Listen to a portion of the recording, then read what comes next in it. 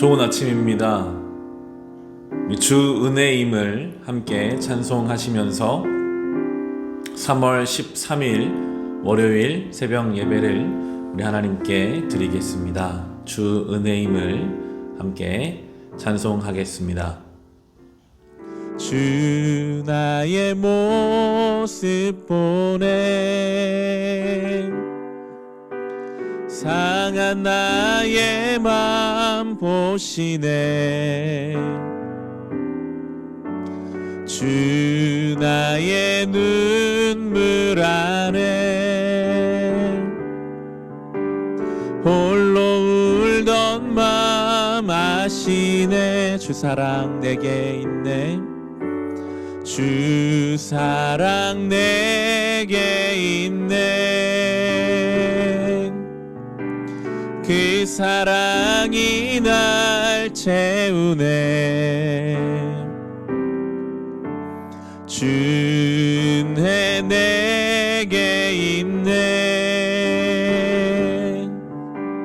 그대로 날 세우. 세상 소망 다 사라져가도, 세상 소망 다 사라져가도 주의 사랑은 끝이 없으니, 살아가는 이 모든 순간이 주 은혜임을. 나는 세상 소망 다 사라져가도, 세상 소망 다 사라져가도 주의 사랑은 끝이 없으니,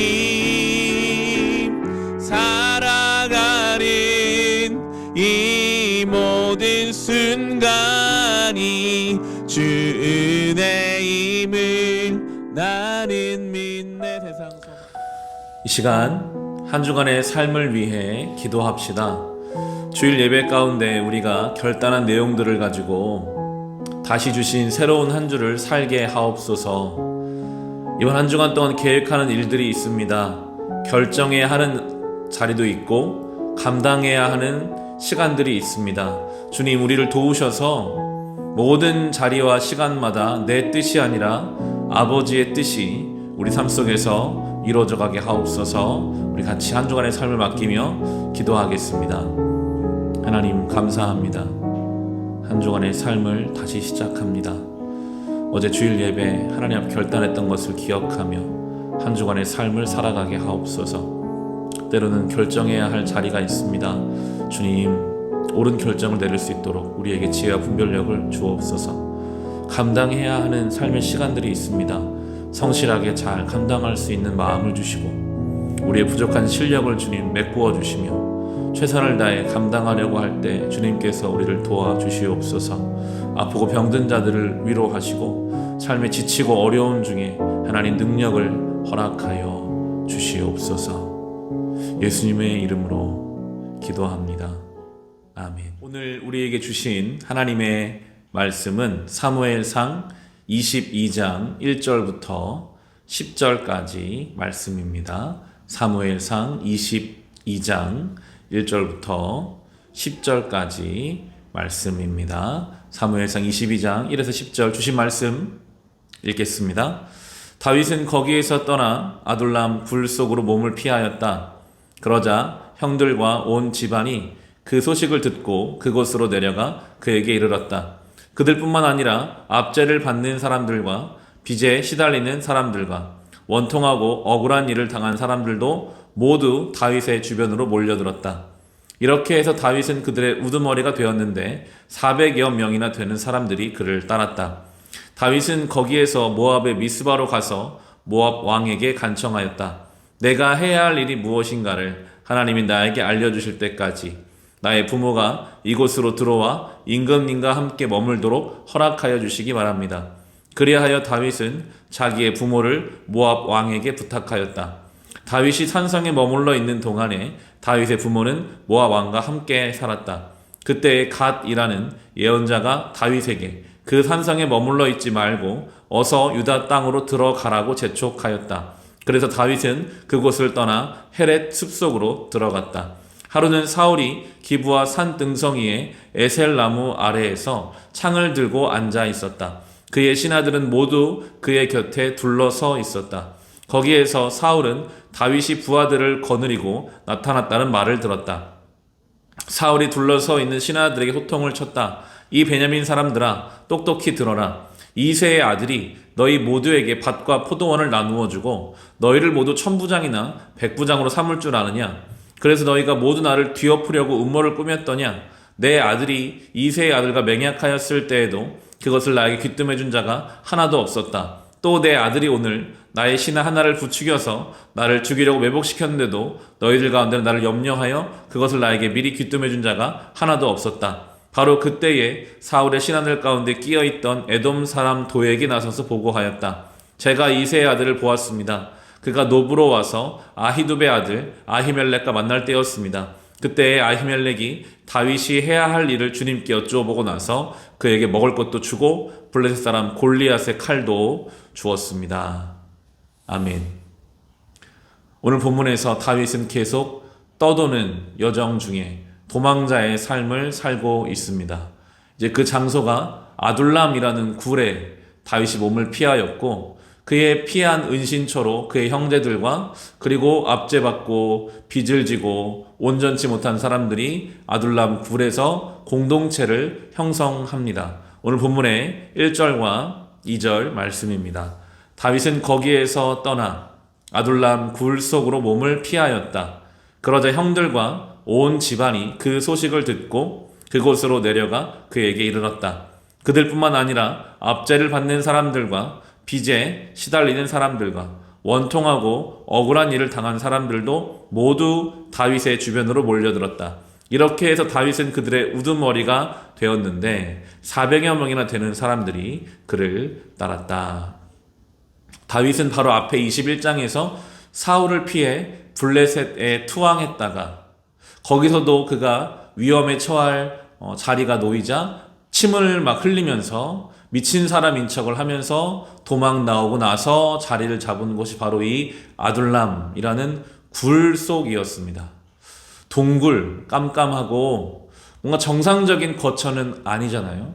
이것이 어떤 다윗의 영적인 또 심리적인 상태를 보여주는 것 같습니다. 좌절감, 어떤 패배감, 두려움, 그리고 다윗의 가족들도 그들의 일상을 유지하기 어려운 사울의 어떤 위협을 느꼈을 것입니다. 그들도 일상을 다 포기하고 삶의 자리를 포기하고 이 아둘람으로 모여왔죠. 그리고 아둘람에는 400여 명의 사람들, 오늘 성경이 그렇게 표현합니다. 압제받는 사람, 빚진 사람, 원통한 사람들, 삶이 변변치 못한 사람들. 이제 오늘 본문의 뒤쪽에 나오는 사울과 그의 베냐민 지파 사람들이 왕실을 차지하고 있는 것과는 완전히 대비되는 변변치 않고 세상적으로 뭔가를 갖추지 못한 일상 속에서 그 일상을 살아내지 못할 만큼 힘이 없고 상황이 되지 않는 사람들이 지금 다윗에게 왔고 다윗은 그들의 지도자가 되었습니다. 다윗은 하나님이 세우신 왕이잖아요. 그런데 그의 왕, 그의 지도자의 처음 시작점은 바로 이렇게 어딘가 부족한 사람들, 채워지지 않는 사람들, 일상을 온전히 영위할 조차도 어려운 사람들을 대상으로 그는 하나님의 왕으로서 세워지기를 시작합니다. 하나님 나라는 그렇습니다. 다 갖추고 뭔가 다 준비된 사람들을 가지고 하나님 나라를 이루시는 것이 아니라 우리는 이 아둘람 굴을 찾아온 이름 없는 사람들처럼 우리는 예수님 앞에 그런 마음으로 찾아왔습니다. 우리가 아무리 세상적으로 뭔가를 갖추고 있다 할지라도 우리 영적 상태는 이 아둘람 굴을 찾아온 것처럼 빚진 자요, 온전하지 못한 자요, 상처받은 자요, 원통한 자요, 어디서 받아주지 않는 인생들을 주님께서는 받아주셔서 이 하나님 나라의 일원으로 만들어 주신 거죠. 그러나 여전히 다윗은 아직 어떤 신앙적으로 건강하지 못한 모습을 보여주고 있습니다. 다윗이 이제 모압을 찾아갑니다. 그 모압 땅에 가서 자기의 부모를 이제 부탁하는 장면이 나옵니다. 그리고 하나님은 또 그에게 하나님의 사람을 보내시죠. 4절과 5절입니다. 그리하여 다윗은 자기의 부모를 모압 왕에게 부탁하였다. 다윗이 산성에 머물러 있는 동안에 다윗의 부모는 모압 왕과 함께 살았다. 그때에 갓이라는 예언자가 다윗에게 그 산성에 머물러 있지 말고 어서 유다 땅으로 들어가라고 재촉하였다. 그래서 다윗은 그곳을 떠나 헤렛 숲으로 들어갔다. 다윗이 하나님의 땅을 떠나 모압에 거쳐 하는 것은 하나님 보실 때 합당한 일은 아니었습니다. 다윗에게는 사울이라는 자기를 대적하는 사람이 통치하는 이스라엘 땅에 거주하는 것이 상당한 부담이었던 것 같습니다. 그가 하나님을 믿지만 하나님이 자신을 사울의 손에서 보호해주지 못할 것 같은 생각이 크기 때문에 그 하나님의 주신 이스라엘 땅을 지키지 못하고 모압에 가 있었던 것이죠.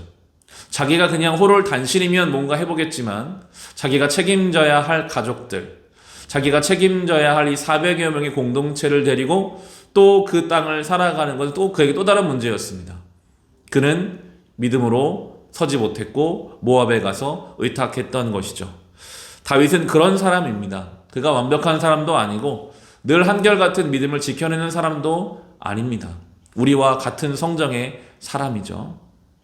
그런데 하나님께서는 그에게 갓이라고 하는 예언자, 하나님 말씀을 전달할 사람을 보내십니다.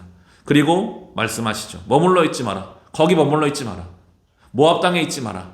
그리고 재촉하십니다. 다시 유다 땅으로 돌아가라. 원래 있어야 할 자리로 가라. 그 말은 하나님이 지켜주시겠다는 거거든요. 다윗은 그 말씀에 순종해서 두렵지만 사울이 있는 유다를 향하기 시작합니다.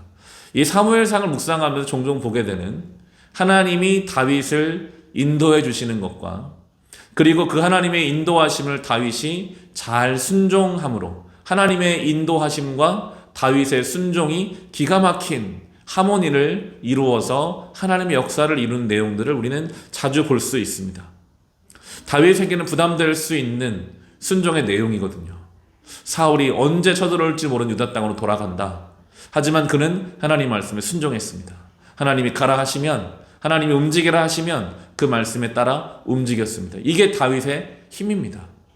사울 시대에 사무엘을 통해 하나님이 사울에게 아무리 말씀하셨어도 여전히 하나님은 다윗을 인도하신 것처럼 사울을 인도하셨거든요.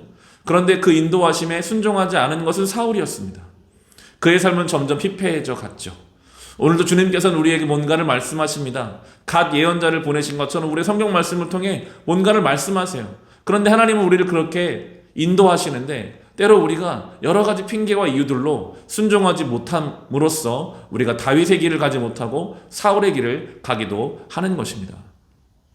그렇게 하나님 말씀에 다윗은 순종하여 움직였고 정말 내세울 것이 없는 이 아둘람 공동체는 그들이 아무것도 갖춘 것이 없었지만 그들은 하나님 말씀과 그 말씀에 순종한다는 것으로 말미암아 실은 모든 것을 갖춘 사람들이 되어 이제 그들이 하나님 나라의 왕국의 중심의 역할을 감당해가는 그 기초를 다지게 되는 것입니다. 하나님 말씀이 있는 곳, 그 말씀에 순종하는 사람들이 실은 모든 것을 갖춘 사람들임을 성경이 우리에게 말씀합니다. 바로 뒤에 나오는 사울과 그 왕국이 겉으로 볼 때는 많은 것을 갖추고 있는 것 같고 그들의 힘이 있는 것 같지만 실상 그들에게 하나님 말씀은 전혀 없고 그들에게 아무것도 준비되지 않은 영적으로 빈곤한 사람들임을 비교해서 우리에게 보여줍니다. 7절과 8절입니다. 사울이 둘러서 있는 신하들에게 호통을 쳤다. 이 베냐민 사람들아 똑똑히 들어라. 이새의 아들이 너희 모두에게 밭과 포도원을 나누어 주고 너희를 모두 천부장이나 백부장으로 삼을 줄 아느냐? 그래서 너희가 모두 나를 뒤엎으려고 음모를 꾸몄더냐? 내 아들이 이새의 아들과 맹약하였을 때에도 그것을 나의 귀뜸해 준 자가 하나도 없었다. 또 내 아들이 오늘 나의 신하 하나를 부추겨 나를 죽이려고 매복시켰는데도 너희들 가운데는 나를 염려하여 그것을 나에게 미리 귀뜸해 준 자가 하나도 없었다. 사울이 자기 신하들을 베냐민 지파 사람들, 자기가 속한 지파 사람들로 만들었음을 알 수 있습니다. 사울은 기본적으로 사람을 신뢰하지 못하고 있습니다. 다윗을 신뢰하지 못한 것처럼. 그래서 가장 믿을 수 있는 자기 친인척들을 가까이 세워놓고도 그들을 믿지 못하고 있습니다. 그들을 다그칩니다. 왜 너희가 다윗이 어디에 있는지 나에게 말해주지 않느냐? 왜 너희가 다윗이 내 아들과 작당하고 있는 것을 말해주지 않느냐?